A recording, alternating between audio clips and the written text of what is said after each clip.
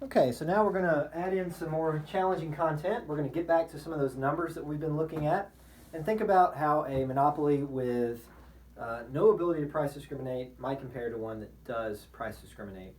So let's think about this scenario here. I've already sort of filled in the table like you might be expected to do on the quiz. This monopoly that I've drawn up here is not price discriminating, so as they raise the quantity, they have to lower the price to all consumers. So again, there's no price discrimination occurring here. By the way, the secret word is elephant. All right, so compare this to a scenario where it might be able to price discriminate. So let's first think about what this firm would do without price discrimination. What I want to do here in this video is prove to you that price discrimination helps the firm and might also help the consumer. So without price discrimination, the quantity that would occur in this market, hopefully you guys can figure this out. Find marginal cost, find marginal revenue here, find where they're equal at 3 units and a price of $7. This is something we should all be comfortable with at this point. Okay. The profit that the firm would earn, given that information, their total revenues would be 21, their total cost would be 15, so the profits would be 5. And now something we haven't done before, so this is maybe the more novel part of today's lecture. Let's think about consumer surplus, okay? In this scenario, let's stick with that kind of oversimplification. Let's imagine that I'm the only consumer and this firm is producing, you can notice, with constant marginal cost. So a very simple case. So for me, as I buy more units, my willingness to pay goes down. That's consistent with the law of diminishing marginal utility. As you consume more of a good, your willingness to pay and your value from those goods goes down. So thinking about this here, if I pay $7 for each unit I consume, the first unit I consume, I would have been willing to pay $9 for, all right? So I'm paying $7, I would have been willing to pay $9. I get $2 of consumer surplus from that first unit. From the second unit, I would have been willing to pay $8. But again, I'm only paying $7. This firm is not price discriminating. They're charging $7 for every unit. So I get $2 of value from the first unit, $1 of value from the third unit, and I get $9 of value from the first unit. Okay, so that's $2 in consumer surplus. I get $1 of consumer surplus from the second unit that I buy here.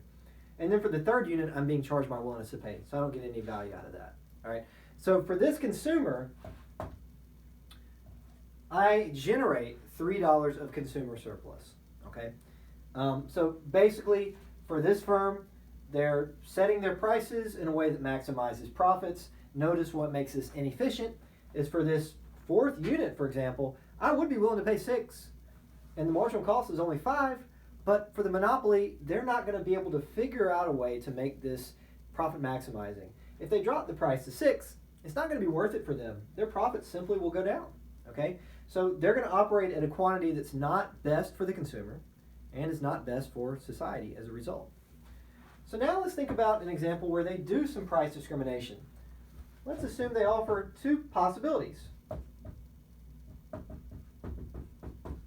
A price of $7, okay? That's formulated by finding, marginal cost equals marginal revenue. That's the traditional method. But let's say they give a second option as well. The price is $7, or you can buy a bundle.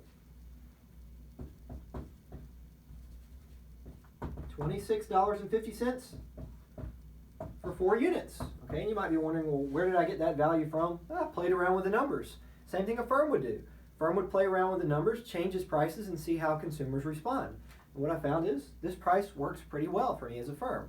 This is going to increase my profits. Let's make sure that it does. Okay? As a consumer, the first thing we need to think about is, would I be willing to buy, which of these options would I take? So let's start this time with consumer surplus, because I need to make sure that this is going to be a good deal to the consumer, because otherwise they're not going to choose it. So let's think about consumer surplus. All right? 4 units for $26.50. Let's figure out what my willingness to pay is for 4 units. Okay? The first unit, I'm willing to pay $9. The second, I'm willing to pay $8. The third, $7. And the fourth, $6.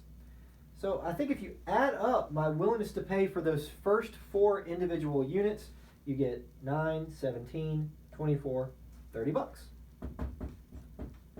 So my willingness to pay for those units is $30. The price that I have to pay combined is $26.50.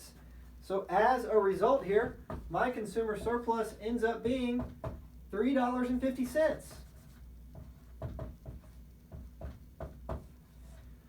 Which is better than what I could get if I just buy them at an individual price of $7, okay?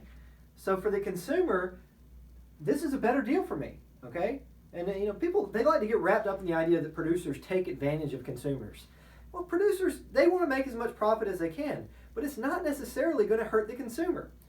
This is what you learn in economics, right? That the actions of one person are often good to the others, even if those actions are self-motivated, even if those actions are selfish. If I'm a producer and I'm selling all my items and I sell out, I should raise the price. And when I raise the price, that will reduce the shortage and fix problems. That's just one example, okay? Turns out that ends up being good for the consumer. Same deal here. Even though the firm is just trying to maximize profits, it's still making the consumer happier.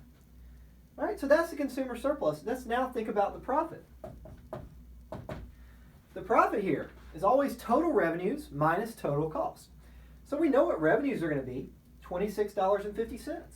All right, that's our total revenues. Now what would our total cost be? Well, the table will tell us that. If we sell 4 units, the total cost here is $20. So the profits would end up being $6.50, which is more than the firm could generate if they just set one price and didn't price discriminate. So by using second-degree price discrimination, this firm is able to increase its profits. It's able to generate more profits than it would otherwise. It also enables the consumer to get more consumer surplus. That's not always going to occur, but in this scenario it does. So it's possible that price discrimination can make the consumer better off. The third thing it does is it actually leads to an outcome that is more efficient. The consumer is willing to pay more than the producer's willingness to sell is. So society is better off if this 4th unit gets produced. And through price discrimination, the producer is able to enable that to happen. So price discrimination can be a very good thing. And certainly if you're a producer, you would want to think about this when making your prices.